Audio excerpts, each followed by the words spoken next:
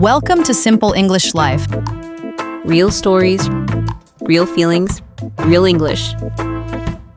Have you ever felt shy speaking English at the doctor's?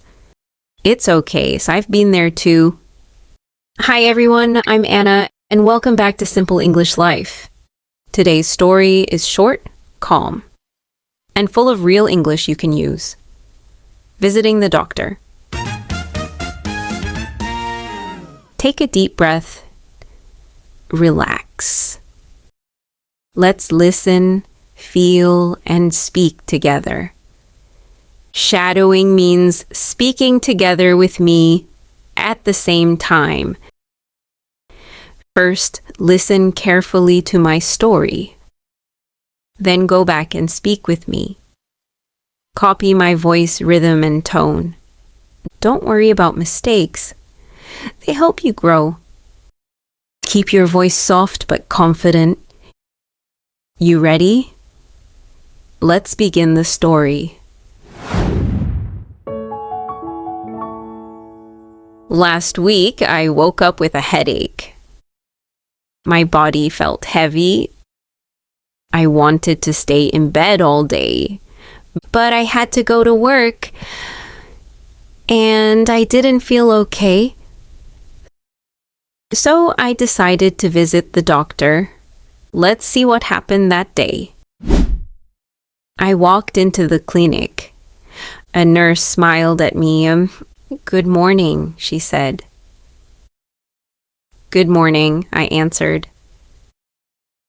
Do you have an appointment? She asked. No, I don't, I said. But I don't feel well. She gave me a small paper.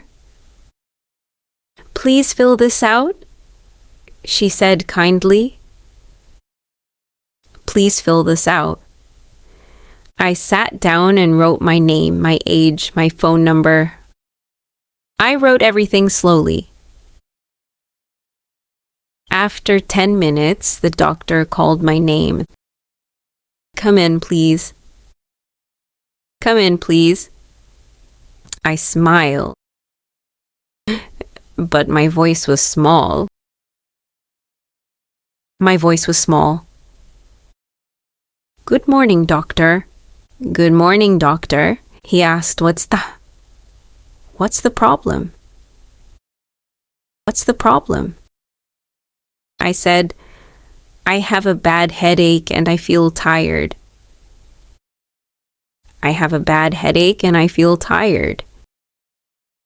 The doctor listened, nodded, and said, Don't worry, you just need some rest. Don't worry, you just need some rest. He gave me some medicine. Take one pill after each meal. Take one pill after each meal. I smiled and said, Thank you so much. Thank you so much. He smiled back. Take care, Anna. Take care, Anna. When I left the clinic, I felt better, not because of the medicine, but because I spoke English with confidence. I spoke English with confidence. I spoke English with confidence. You're doing great.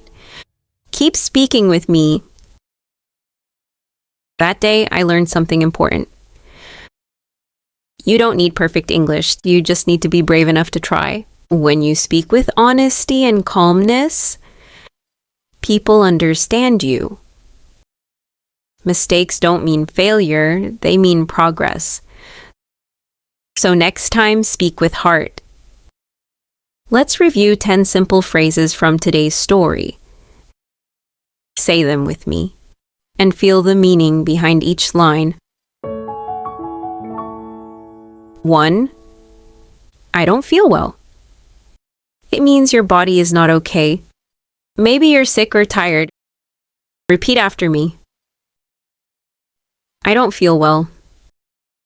I don't feel well. 2. Fill this out.